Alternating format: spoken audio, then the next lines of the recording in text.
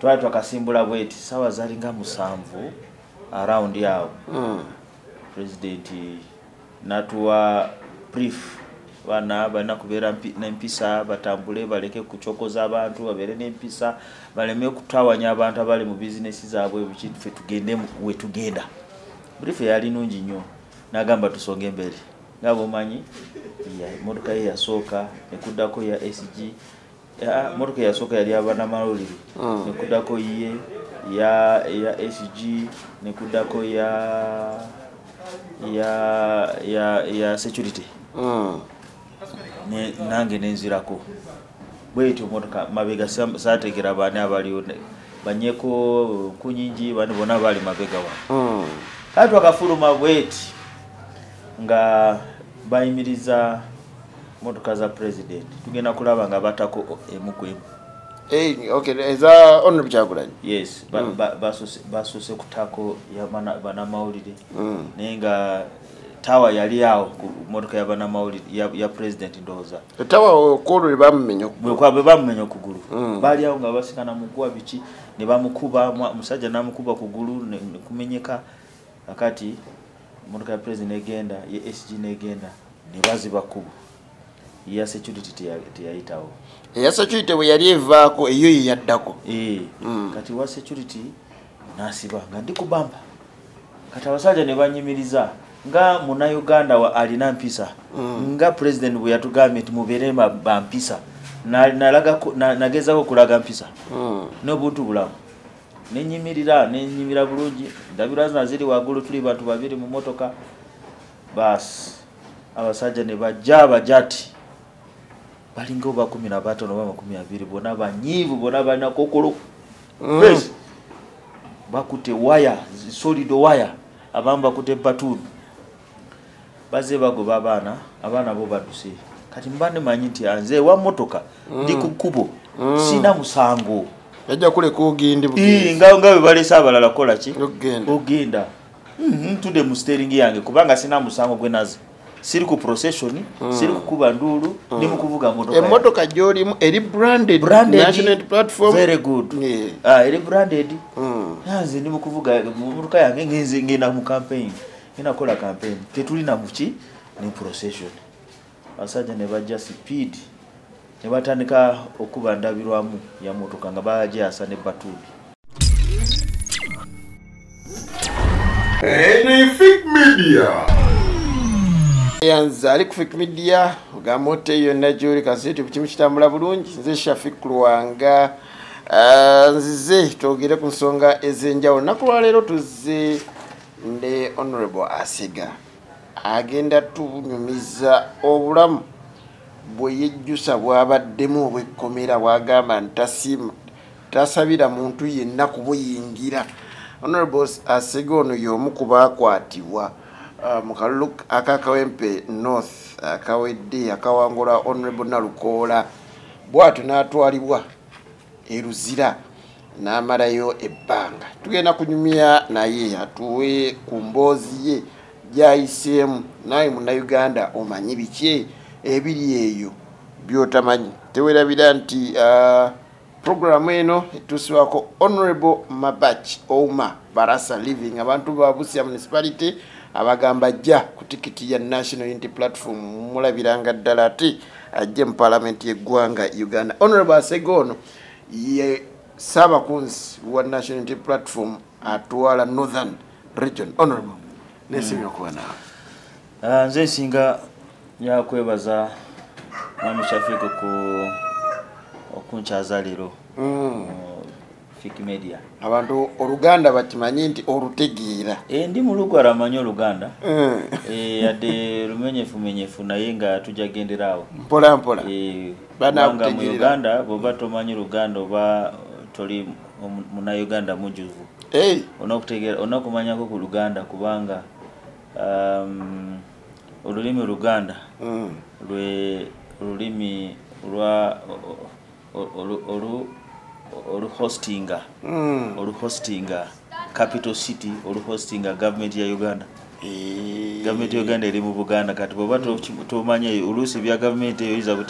tabitegera bulungi otabifuna kati olina okutegeerawo olyoke ofuneyo kyosobola okusikayo kyofunyeyo kyogere nekyo honorable tugenda kukiriziganya ateekemuko ku luzunga wawa watabuse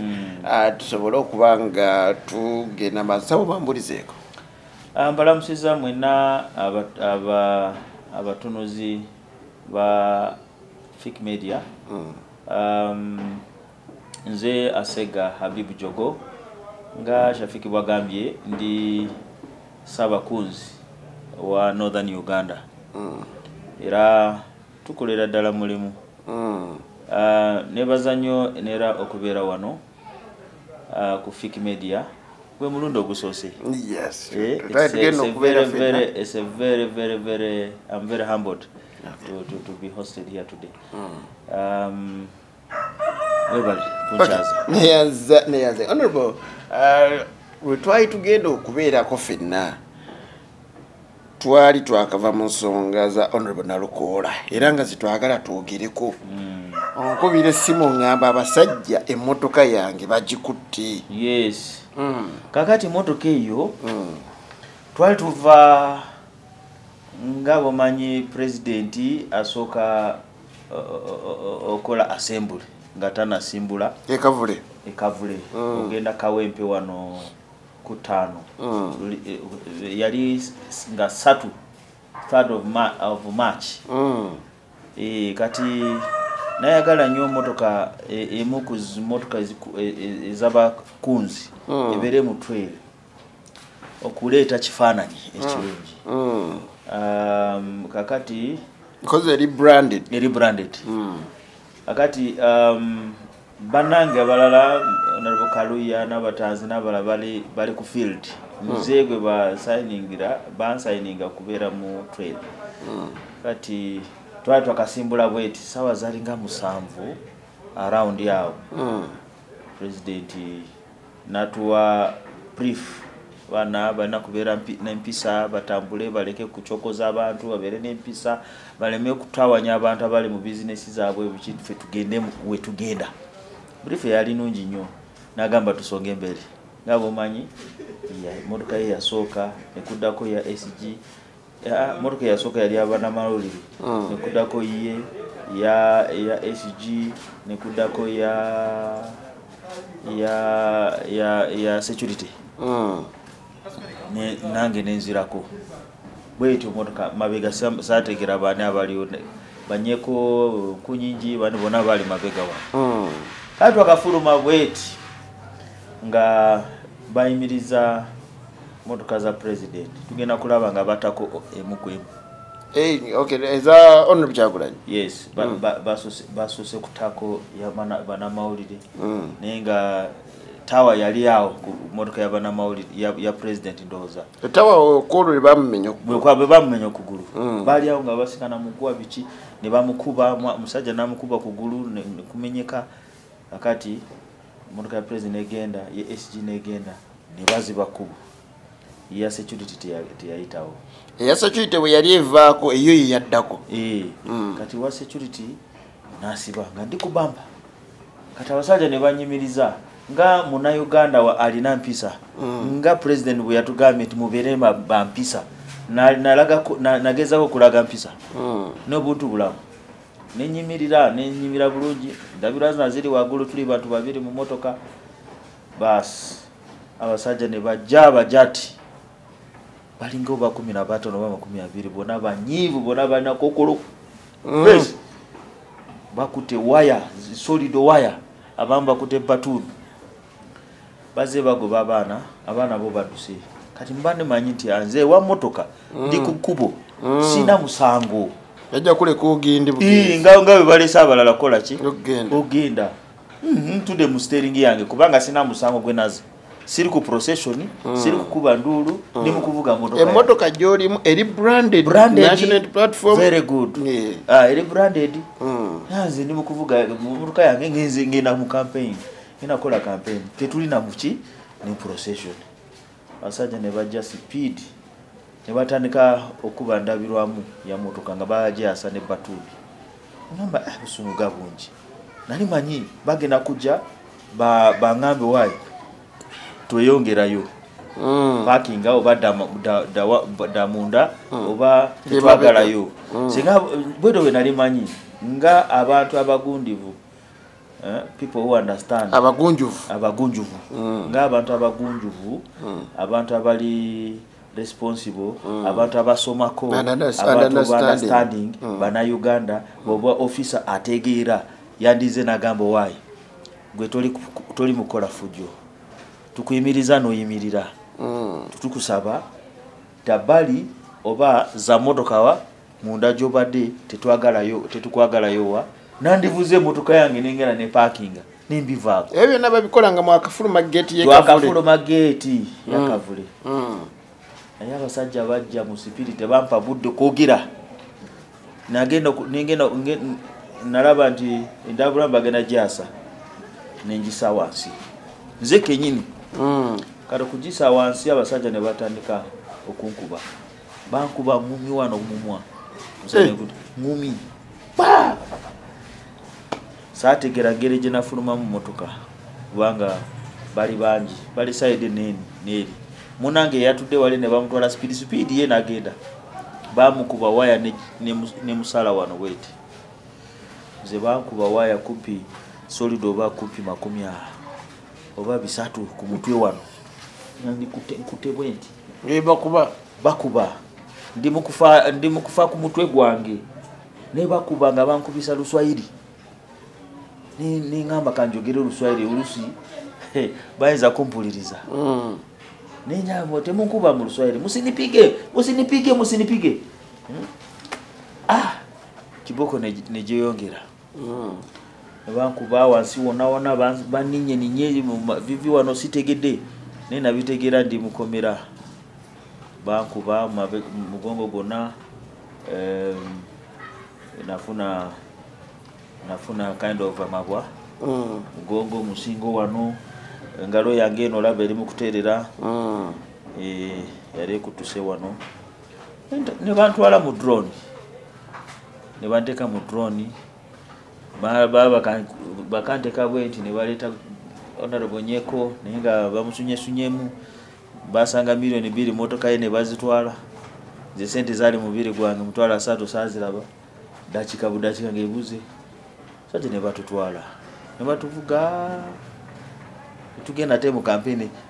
abantu bali mu campaign morale fe tuli mu drone za fe nga batusuna tuli eyo batusuna batukuba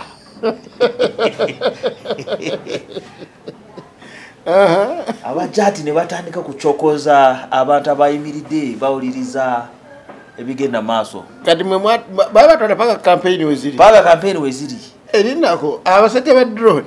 baba vugira mu drone mpaka awali campaign nebuuza kakati kutano nembuuza kakati lwaki banganye kujja mu campaign ate nga bo benyini bandese kati bakuleta nini bakuleka mu drone batuleka mu drone ne bakubira omo ngeri yao batusuna ngeri muwulira ebigenda maso bale kumforcinga nze ku size yange nali ntudde mabega kitebe kisembayo tinyingire wansi wantebe naba nange nze size yange nyingire ntya isoka kitebe kindi wano simalayo nyingira ntya wali netukatandika kukaya nawo nga bankuba nkamba natuka kisere ngamba kakati mukimanyi afadhali mukube masasi kuba masasi usanga bwenfa muiza kunsindikayo enojayo kati mukube masasi enawuliranga bogera ulimi lwaffe nange nekyusa ku short wave tandika nemukwatagana mu lulimi nengamba naye bana basajja lwaki mutukuba bayinza basindika nti muje mukube abaganda songa te abantu abali mu national platform bonna si baganda sinti bonna baganda lwaki mubakuba abantu abo babakozesa against Ugandans, the rest of Ugandans. Bagamba oli mu drone ni mbagamba abantu abo babakozesa olide temulowooza nti bwe bamuyambadde kokolo tebabamanyi muli baganda bange kirungi mukubye muganda wammwe olide naye ekifaananyi kimutuwa kifaananyi kikimukubanga abantu bano twagala tetwagala bajagenda holiday kubansi be basookayo waliyo abalala n'abalala kiseera kijja tuuka bajagenda naye bwe baba tusogenda kigenda leka kifaanani ki fe abantu abavudde engulu n'abantu abalala the rest of Ugandans between me us and the rest of Ugandans bagenda tulaba tutya kati bo nga basirise busirisi kati nze njogera basirise bantunula akati tuba tuli awo nekibayingira omukubona munange tusonyiwe kakati fe twamaze gakuba oda naye singa twategere nti oli waffe twandikozeko bulungi wandifulumyeko kati omuntu ayagala kunfulumya nanga kati okimanyi batubagambe bakufulumye agenda okwogera ne afande ng'afande agamba munange mukulu w'SFC yatubaze edda kati namba bwekendera tujja kuba ku buzibu nembagamba kakati mumanyi kasita muli baganda bange muyiye muntwale gye mwagala kuntwala bweba bagenda kunzita munzite naye njagala bagamba kino mulambo gwange mugitwale gye mbagambye kubanga nababulira gye nvudde kyalo kyange abaani abaliyo nankani yange clan yange yona nababulidde nabateka mutwale nemugamba kati wembabulidde wenjagala ki muntwale bweba temututte mulambo gwange gigenda baziti mukyali mune honorable Nyeko banyeko bamujjemu Nyeko mwali naye asira Nyeko ali mukola kozi ndikuvaako awo bitabuse ndi ku bulumi abana awusane ndi kubasomera atonso naye nga naye ali mu kutya ate wedda bamugambye afande akulira godi akulira SFC yajja namugamba gwe Nyeko honorable Nyeko nti mwe mulina lugezigezi eyita mukama wange lero mukama wange akulina muyita mutya CDF muyita mutya mu parliament mwefudde bamagezi nnyo kati olwaleero ffe tukulina ogenda kimugamba ngati mabambi honorable Nyeko nga yenaaweddewo statement yokka nga yeno agambe leero nfudde fejja binnina kati obwedda njogera nga kakati oba kujjeewo batya kakati oba wasimattuka kakati tuba tuli awo ne batuvuga kati bwe batandika okuba mayinja manyi SFC agenda abaana bayimirira abasajja bayimira ku nyumba waggulu ku nyumba ku biloole bisenyu bange batandika okuba abaana abo kibooko ne banyiiga tugenda kulaba nga mayinja gatandise mayinja gakuba motoka kumpi wentudde nengamba driver kakati munkubye owa chat namugamba munkubye munina kati mundesa awali mayinja nago gankube tewajjayo motoka bwetyo bwe yali kati tebatuvuga bakulaba batuvuga twetolooza Kampala then kawungezi budde sawa nga emu-bbiri awo tebatutwala wandiga ku polisi ne batusuula awo kati omu ku basirikale nabatandika abo bajja ati okwogera mu lulimi lwaffe nti abantu abo basabe Katonda waabwe nnyo nti ebintu bino bisigale wano bwe babatwala mu barracks bafudde nempulira nga bogera mu lulimi lwaffe ngamba nembulira munange abaddewo ngamba okiwulidde kye bagambye bwe tugenda mu barracks tufudde tusabe Katonda waffe kirungi tugenda wulira toka inje funga nyini tulina wansi totutula face ofuluma mu motoka bakogezayo ne teke okufuluma obulungi ofuluma mu motoka bweti teke ye kuyingiza munda onarabo mwada ku nyingi yali mu drone ye bali mu drone yabwe abagenda kugira bakuba oloze no parliament bakuba mbulu no furuma ali ayingi dale mu kuyingira ate mu kuyingira wa okuyingira ku police bakogerayo ne teki mwana bamuwaluye tugenda mu ndeyo mungu bamutyaze na MP wiki kati awo nali bubi nnyo awo we nawulira nali bubi amanyi nenzigwako jukira twale mu kisibo nali nsibye amanyi nenzigwako nali sirina amanyi gonna ndi bubi nnyo bannange ne bayingira ne bayigiza mu kadukulu nize ne batwala ne basula mu kakorido akali awo bobo manyi polisi ya wande ga corridor awo wale ka corridor kumbe ne kadukulu awo ne basula awo ku sementi awo nembira awo bulimu wange paka abasibe benyine bebakuba kerere ndibagala muntu wabayingire na muntu wababerera mwagala bagala kunkola ki batide ntibayinza kujja kiro bakoleki banone kati polisi nejja gulawo ne banyingizeyo mu ndeyo kati enkeera batwala abantu mu kooti nze batya kuntwalayo kuba mbeera yange yali nsinungi baliyo mu kooti ne bampa police bond naye nga banzija mu motoka ngisanga ku polisi ewandekera ali yagivuga simanyi yatuuka atya nga simanyi ebisumuluzo wabirekamu ebisumuluzo byalimu anti byasumu byalimu remote byalimu yali etokota nagenda okusanga motoka nge parkinze ewandekera ani yagivuga simanyi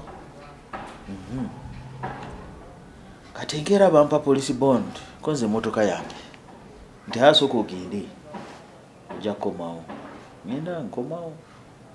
ku reportinga tambula reportinga kati lumu nokula mezi 28 March ngencha idi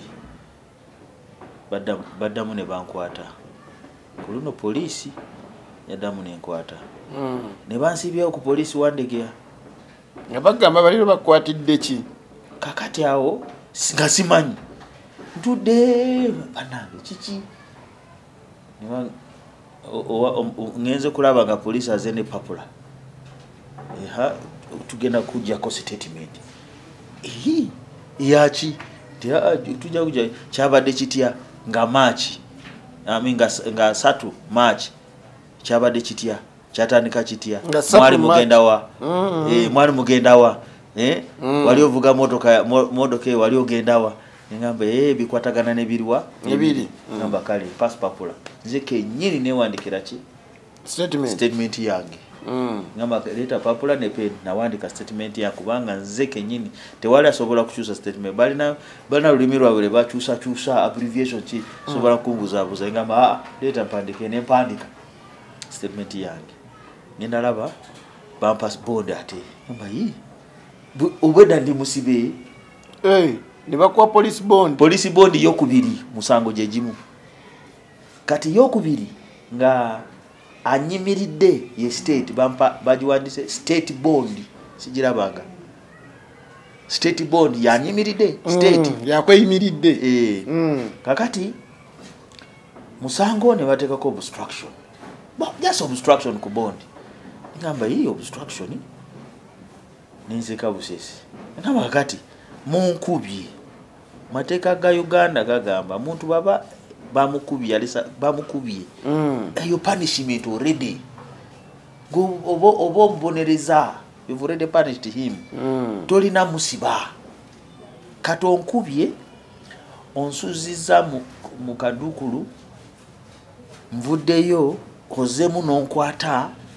over the same matter kati punishment ya milioni meka esatu onkute kati ndiwa ne bondi ndala ne bantwala kakati nenewunya sawa 3 za kiro ne fulumane ngena nensibulukuka era idi na sala bubi yali bubi nyo kubanga nali na program egenda ewakasa ale idi ne family ne safu na budogo nosigale Kampala kati bandi yao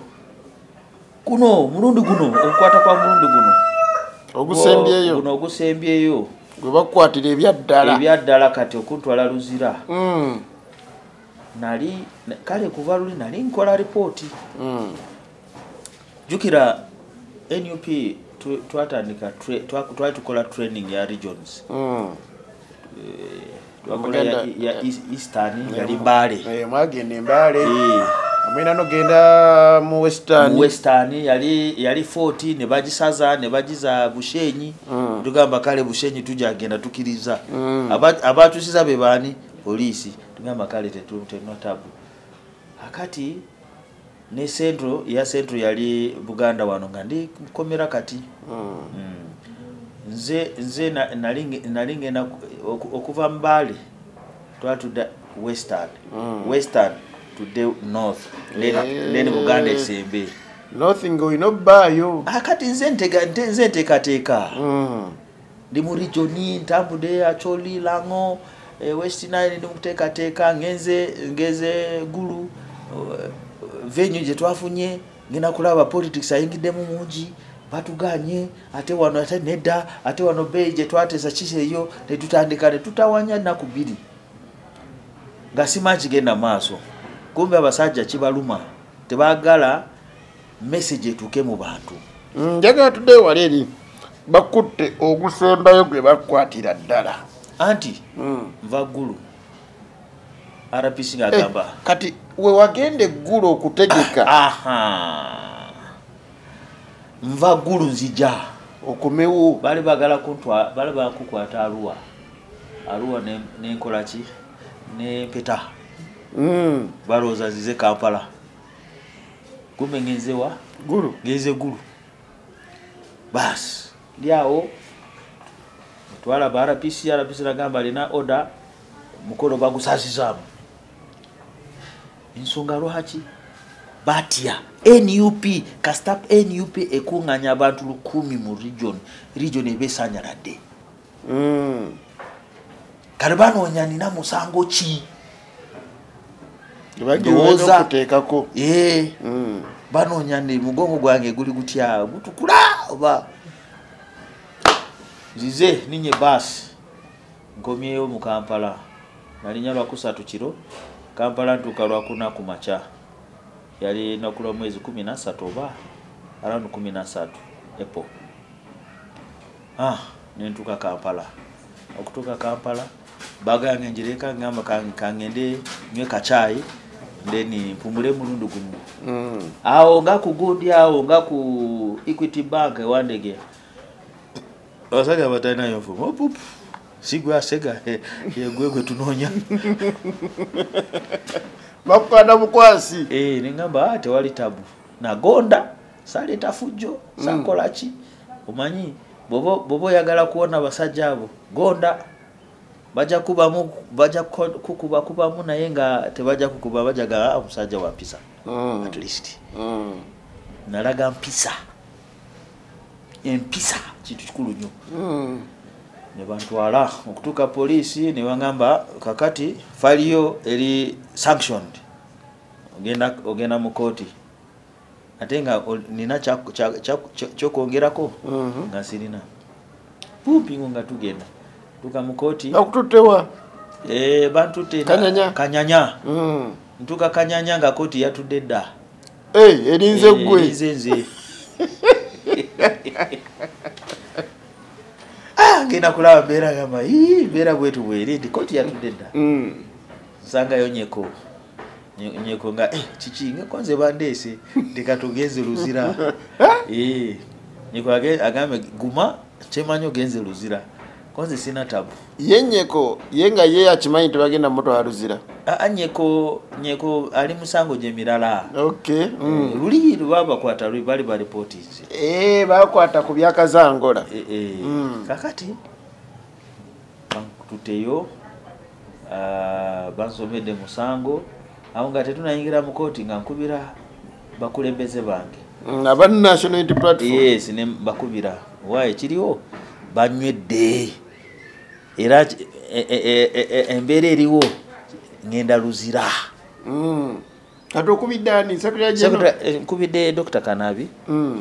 ikirungi yali ne Secretary General ninjogera ne Secretary General yenyini kati Katonda nakola kyamagero simu nevaako eyange omuliro neguvaako ngamaka kiki kino ate kyo kyamagero ekyamagero ati okay kubanga nekikolaga tekibangayo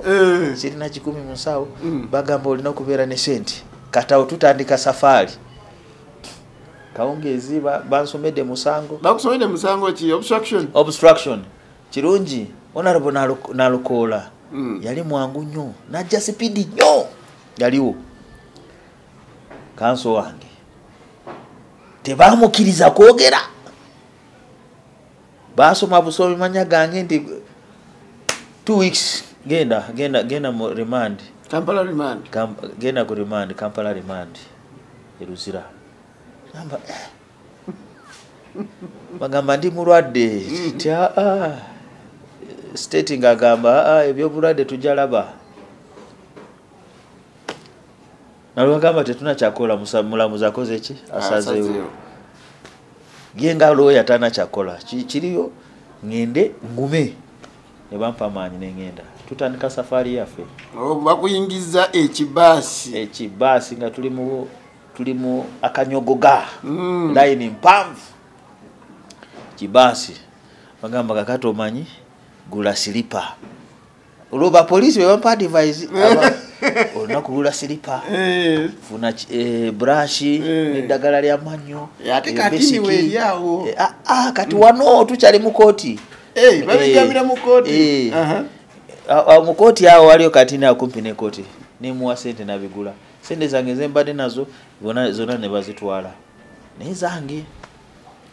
kati okutuuka mu komera tutandika mbeera nakane mpya life mpya so otuuka mu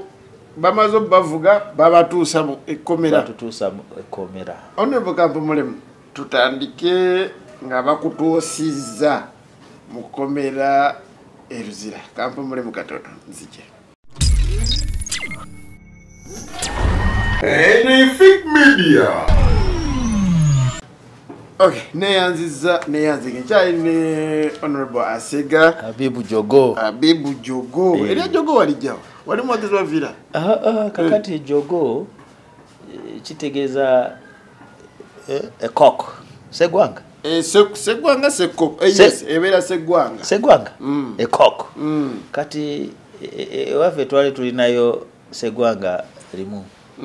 nga ye muzeeyi wange segwange wakamunyuma nga ye muzeeyi kati yafuuka family name yafuuka manya aga family okay buli omwali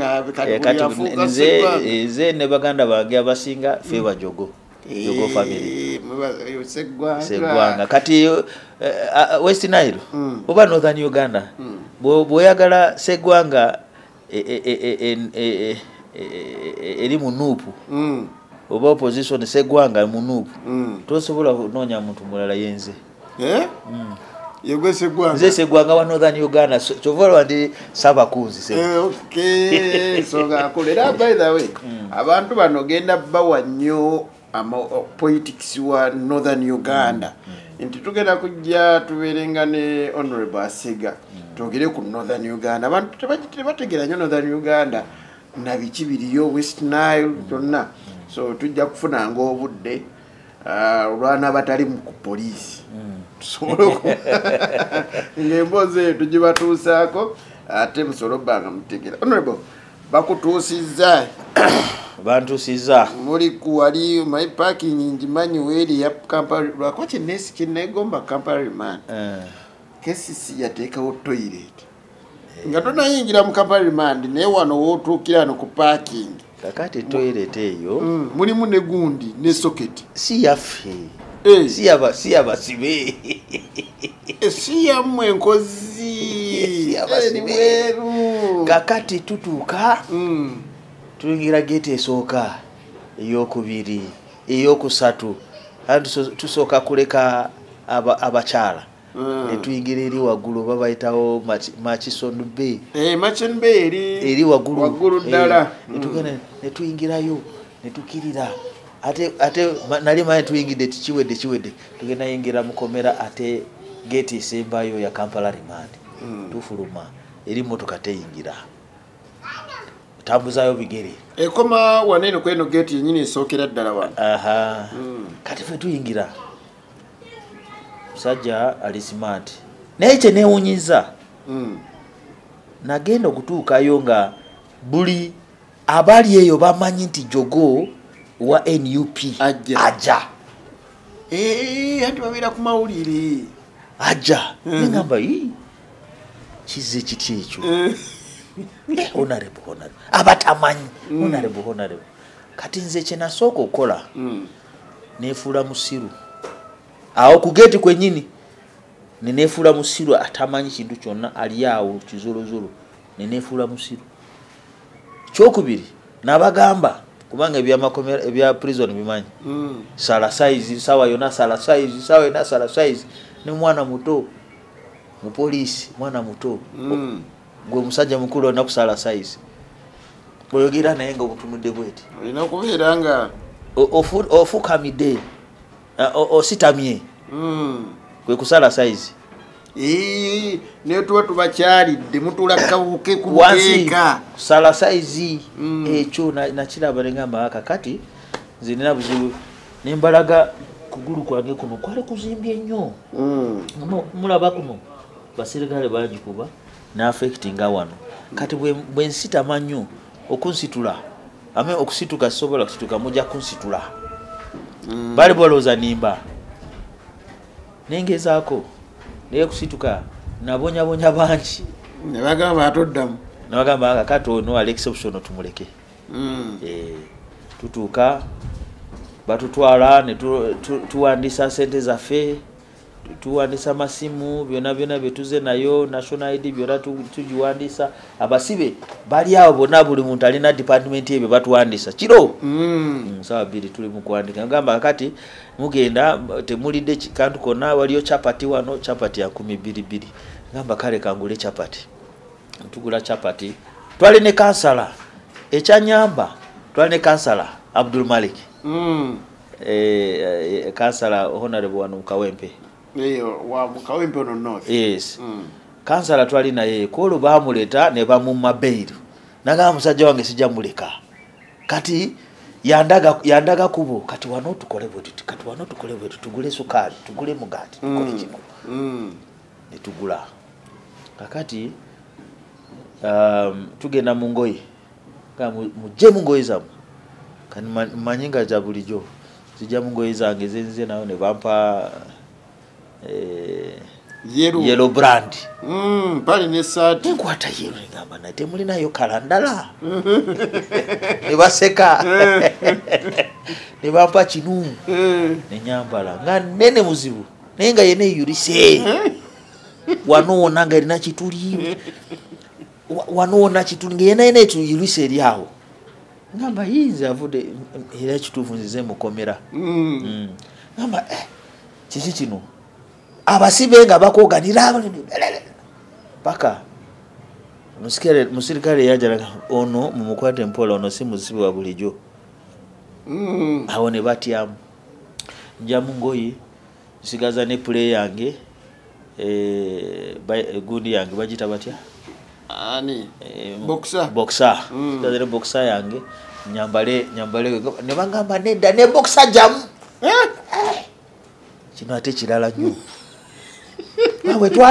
bwe twali mu komera eggulu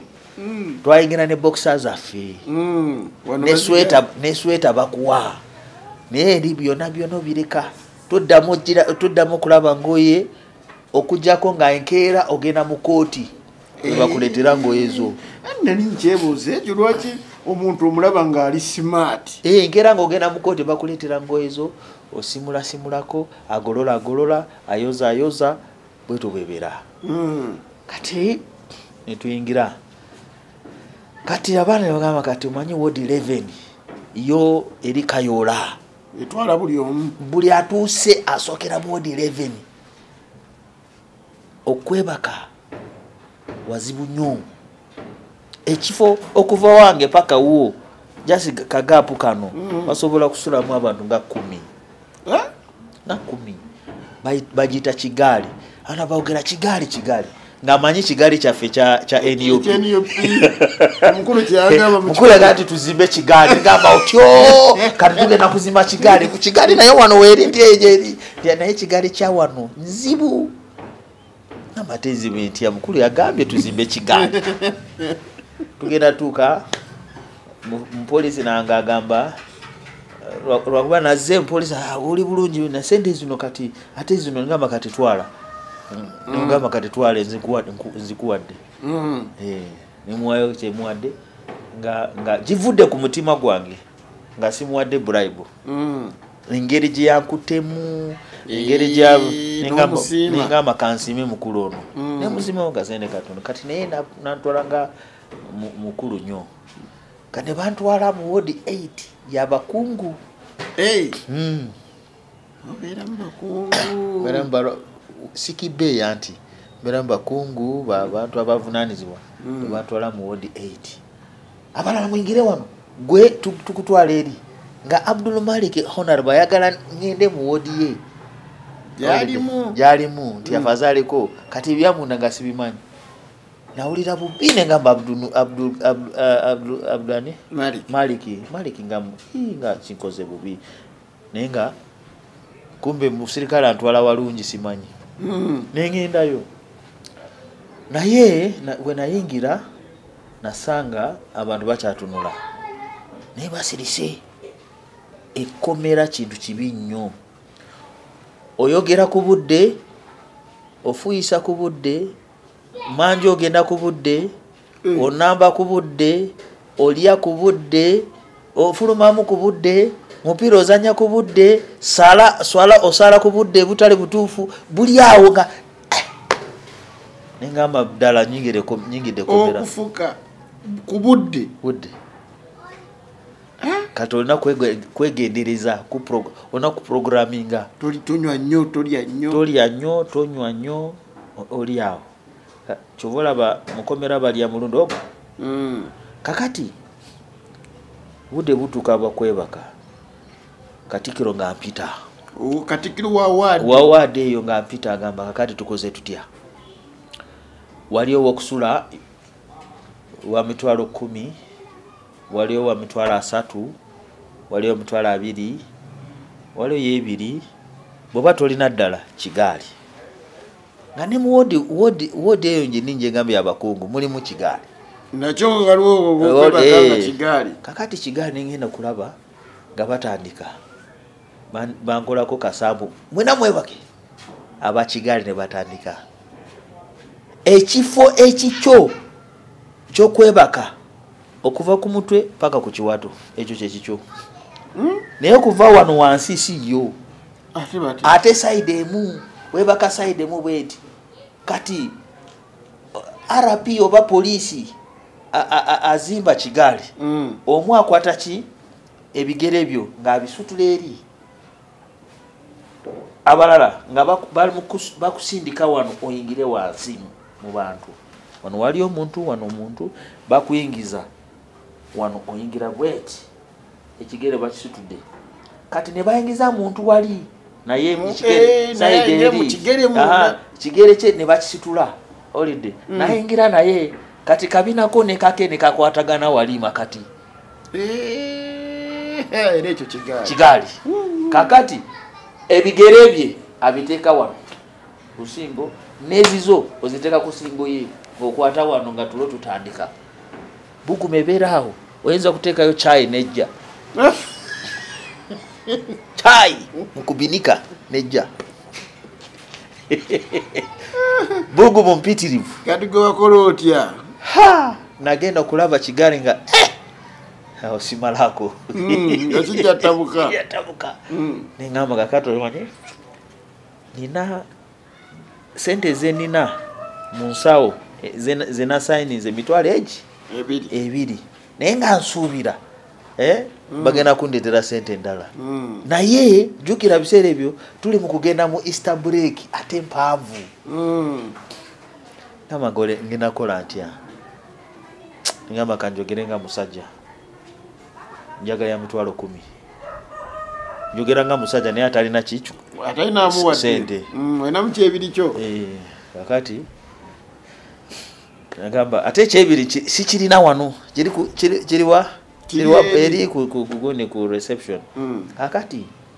mugamba musajja agamba kale yino nampa wosula enkeera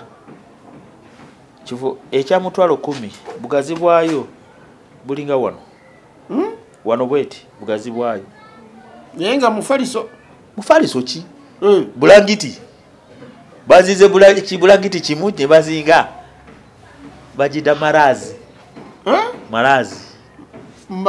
bazinga kibulangi bulangiti ne bakiteeka wao osula ku faliso likatikiro kate 10 likola banga ki banga kakati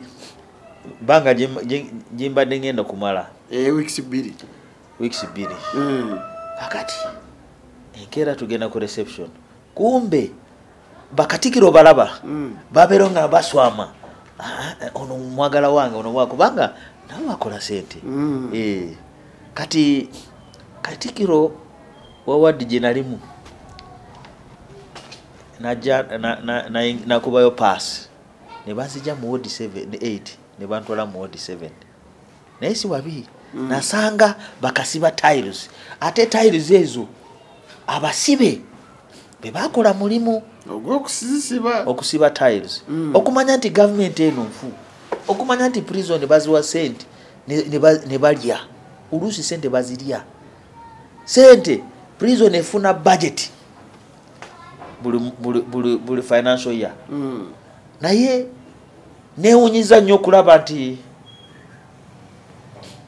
tiles ate abasibe bakola ki bebazikola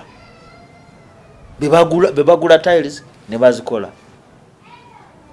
prison yekuba mu ngalo ekitegeeza sente zibadde zigenda kola tiles kati ne service zona zidda waabwe so kati bakutte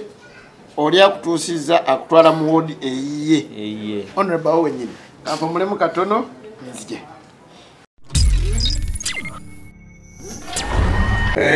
Fig Media. Okay, neyanzeki Tamale Henry gwe naye ku kamera kulwa Hassan Musa ataliwo honorable bakututte mu ward 7 tiles mpya ziba zinyogogamu naye ntuuka bweti netutukira kwogera kati business mpya eri ya mutwalo 10 yafudde ate wasuzeyo nasuzeyo bwerere sisasudde kati anti birthday se wano tandika buto era nenjogera mutwalo 10 ne bampaka marazi bweti neneswama nasula wiki 2 marazi ago nenga bulangiti emu yakwebika ndala gyowebakako nengamba fazali yawo nekigaali ala buli kika kya mubbi mu Kampala abera ku kimu kigali nemirirwano bonna babera mu kigali bonna era gakunyumize abamu basanze gulo mu downtown jo muzee wafu obadde muntu mulungi konzo kola kiwano ndi ku mulimu nswami ndi ku mulimu ndi mukubba konzo ate totia ati mulimu jafe ababbi kika kya babbi be basula mu kigali ngamba kati nze musajja wabunanzibwa nsule mu kigali nedda nasula malazi naye newunyiza okusanga amateeka bansomera amateeka supu bwayingira mu wadi tewali kugenda ku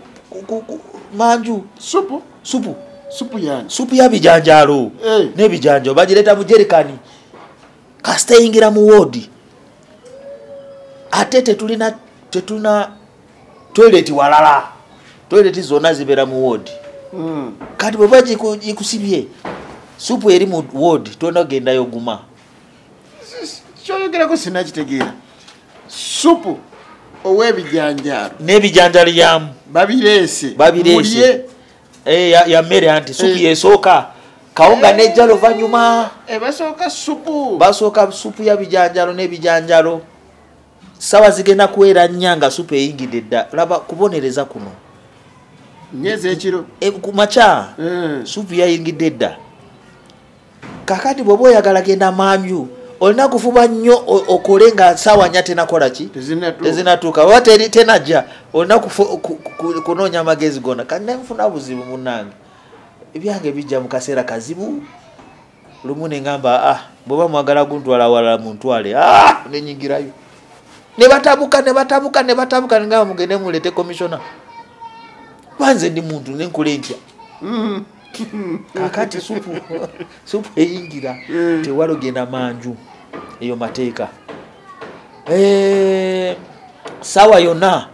foleni bagenda babala foleni nakiwulira kubabala ate twatuukawo ne batugamba foleni ate foleni eyo eyinza kugwa mirundi 3-4 olunaku ate bweba mutudde ku foleni bweti erina kusooka kuyita olyoka ove mu kifo ekyo so foleni kwe kujja okubabala mwenna nakani yonna prison yonna okubabala bweba tebanamaliriza okufuna namba yonna tova mu kifo ekyo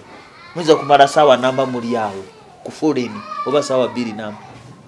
saawa namba ogenda wulira foleni olegudde namujja ate mujja mukyali awo baba baze mwendo guganye okutalinga muli awo mutudde foleni ne mudda mutulate muli awo kifo kyekimu kati ekiro kyempaliriza okubutafulumafuluma nembeera munda kuba manyi sawa yonna ki foleni nfulumamu katono okusaala fe basiramu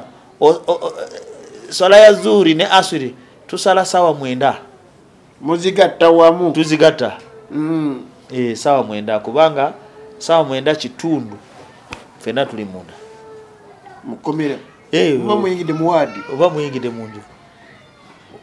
okera kuyingira munju nengamba at least nkoko 12 ezingira munju embeera sinungi tutuuka waliyo akaseera nga gundi esamba mupiira Arsenal mufunayo akaseera k'essanyu kakati Katikiro naye musambi wa mupiira chairman wa Katikiro yonna yagenda nasaba nti balabeko ku mupiira ya Arsenal ng'esamba ne bani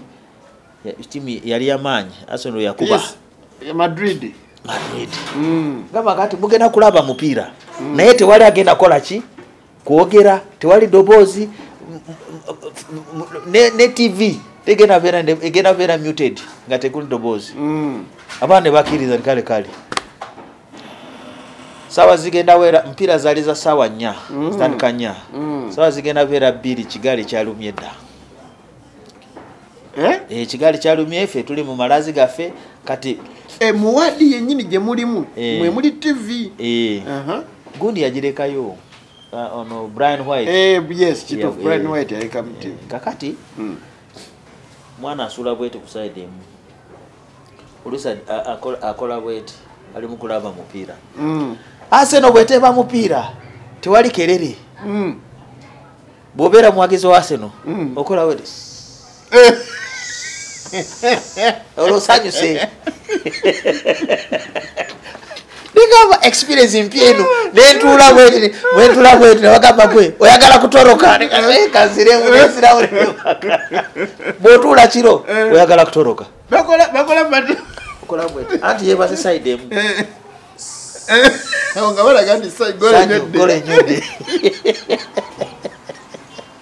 kizibu nnyo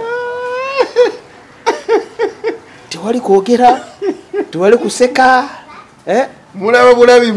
bulabi mpira kati wabera gogo batebe tokwata ko kumutwe okwata kati okulutya kati fye abamarazi fe tunamu kagapu kafe tunamu space yafe osobola kwekyusa osobola kutuna ngoliwe naye bali abakigali binasasira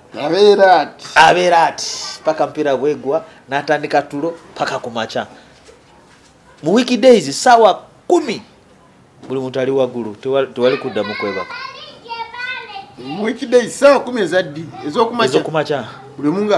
azukuse bazukusiza anti abagenda mu kooti batandika kweteeka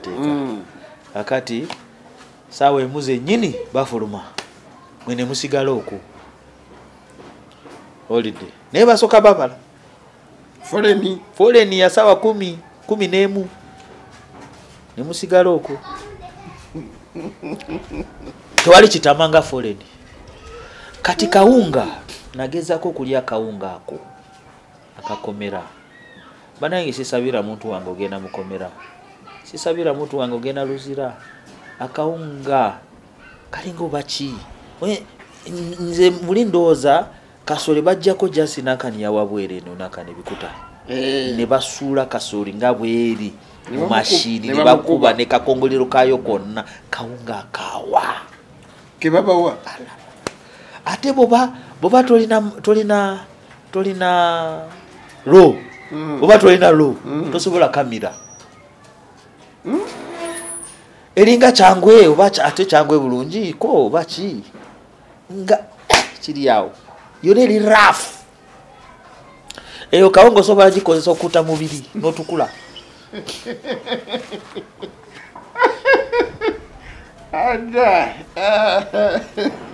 bakuwa bijanjalo nga 7 ne bajuza supu yenga muyitirivu ne bakuwa kawunga mu ngalo kawunga njeba broka bajikwasa bukwasa mu ngalo broka anti cheche bweto bwegenda abana balumako nga mugati ne banywa ko supu genda kulaba mwana wa muntu ngalia yena alide ne muralo yonna ne kwata bwete ngana banange Katonda wange Luzira abo batolina sente oli wakubonabona onakuba ne sente nze nafunako uniform enungi kubanga ziri ze basoka kumpa yali mbi nengamba kanfune uniform ndala nagula uniform kilo emu ya sukali siringi kakaga ne bandeta uniform ate bwe bakusanga ne uniform 2 emu bagitwala wenabba nemu kakati nageza ko lumu naye ni kyagana ngamba abana bagenda kunaaba ayoza uniform naaba najambalirawo wash and wear emukalira ku mubiri nabuuza lwaki ensekere nyingi ensekere ya Kampala remand oyola buyozi bweti noyiwa oyagala toyagala ensekere jakulu nobera buyonjo butya ensekere kuluma lwaki uniform eri emwemu uniform jirufu uniform jurifu kati eliya mbera sinungi waliwo kyenneewuunya ate bagenda obakyalira waliwo gye bakuwa wali uniform ziberawo bwe mufulumiraawo balese jogo asega jogo mwana agenda ayimba asega jogo ne bakuleetera bakuwa ogenda wali noyambala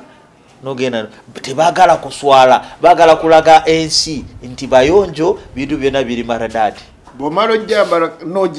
nogizaawo mugenyi kasagenda ogenda nogizaawo nosigala mu yiyo baneno abaniriza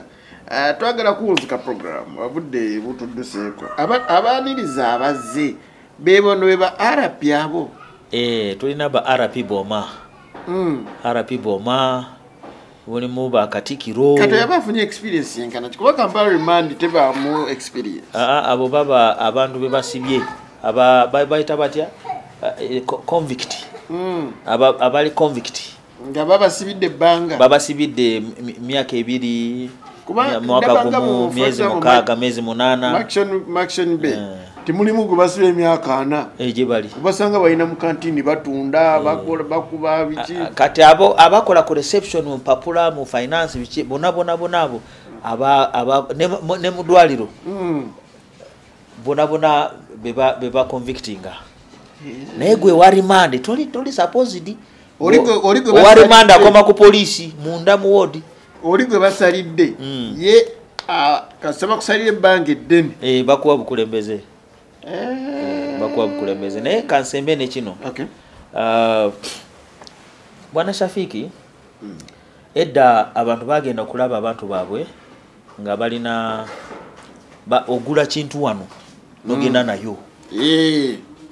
nga bweyagala nga muntu oba ayagala naye Luzira tekyaliyo buli kimu okisanga wali newunyiza bantu abo bakozesa sente z'abasibe okukola business ekantino ogiraba bakozesa sente z'abasibe okugula bintu abasibe kye baagala kubanga baba olina kyoyagala Shafiki bagiyita purchase bakuwa katabo ne account number kutokwata sente owandika kyoyagala kumacha holiday ne bagenda ne basala sente zo ne bagenda ne bagula bintu mu town ne bazireta sawa 11 ze bagaba bintu ebyo ne bazigula ku bei yabwe ne bakula sukali nkugambye kilo emyaka kaga ate wogenda eri wala kati nga Madison Bay wawa yo ate amateeka mangi ebintu ebisinga weebiri obigula nawekwako ne stamp bwetyo kakati be babijjayo kwegamba bakola business nga yaabwe ya munda buli kimu kati ne chapati yenyini afumba chapati ya munene ya munene wa prison chapati bafumba buckets nya zona zigwa mu lunaku 12 ne pan holiday ne abana bonje benyina abakolamu nabo bayayi ngugambye Kampala remand ejudde ababbi katoenzo gamba nti njagala chabe bakusanga ngate oli muntu atafaayo mpa chapati 2 oli agenda kuandika nya kunako oyinza kulya wale musomali wange bambi bamuba 12 within 2 days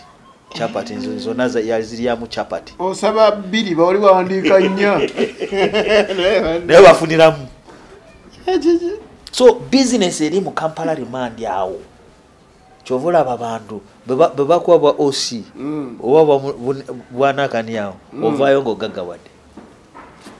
kati buli mbuzi eriya ku nkondo yayo buli mbuzi eriyawe ba government is totally tewali ekiriwo ekyekola first of all human right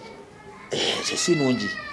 abantu basula bubi emere yenyini omutoso ne musirikali tasobola kuwa muntu wajirie emere jemuli tosobola kuwa muntu wajirie honorable ndakira kunzika sinalaba ku bipande byonti ojja tonnalangirira kiki shafikirwa kuba oli bize oba lwakuba oli Kampala kirabika lwakuba oli Kampala nze wendi nnyo ngenda kwesimbawo ku member of parliament Arua Central Division NUP we yatandikira Muganda waffe Yasini Kauma we bamutira Kasiano Wadri naye ajja sebu agira ko anti alinga nakani bachita batya tortoise enfudu etambula mpola nti ogimanyi eriya enfudu eri mu kujja nayo yagala kwesimba naffe gojira ku national platform yagira ko anti naye nga inshallah bwe bitambula bulungi nga bwe biri kati ndi mubaka alindiridde okuyingira parliament okulayira era tukola namanyi tukola mulimu naye tufulumye mu komera mu kaseera kazibu nga abasajja omanyi Wesinaili batubaluli bonabona benarem abaliyo ate bonabona bawagira ebikolobero yokutocharinga abantu bawagira they support the acts of torturing and intimidating our people ba minister nga Anite Udoleru batandise okutisa abantu bafirwa kuba ba ministers de olaba aseka bamukute naumwe kati muli ku pipeline bagena bakwata bakule kati okufuluma kwenfulumye kibakubye wala nyonyonyonyo and I have issued a statement. Anita, Evelyn, Udoleru, do your politics. Tulinde ku ground muve kutisa abantu baffe. Leave our people alone because this time we are taking you on and nzikiriza jogere mu luzungu. It's right. This time we are taking you on. I want to tell the nation that this time northern Uganda, Western Nile in particular, is not going to be the same. We are regaining our glory of fighting for the rights of human beings of northern Uganda, of Western Nile, under his leadership of His Excellency Robert Kyagulanyi Ssentamu. I'm charging you, whoever does not come out to talk vividly about military court, court martial. They are agents of people to suffer in court martial. Many of our people have been paraded in court martial. people like Angulibo Siraj, people like Yachia and others. There are many. They are under court martial. Yet they are civilian. From Northern Uganda. From Arua, Maracha, West Nile. They are there. So these people want to bring us back to court martial. These are enemies of Uganda. They ate 100 million. They still have that 100 million. Now they are going to pass the law. We are with you. Are you sure that we are going to overcome the... is he the third or the second Vice Prime Minister? That is Moses Sali. Yes, General Moses Sali, because I saw him coming again. Muse is tired. Tired, we already as a national unity platform, we are saying that, and this is what we have told him and we're telling him, that when a young man, Shafiki like you get an old man pushing a bicycle with the heavy things in the hill, what do you do? Of course, a disciplined person, you help him to push the bicycle, and he walks like that. This is the time. The young man has come to help him push the bicycle. Let him leave the bicycle. He will not manage. Okay. Honorable Asega. Try to kyusa muko ate n'abantu ba West Nile basobola okubeera nga bamufuna bulungi ng'aba Kampala bwe bamufunye. Honorable neyanza nsuubira tujja sinkananga twogere ku nsonga za Northern Uganda. Ndoza oluusi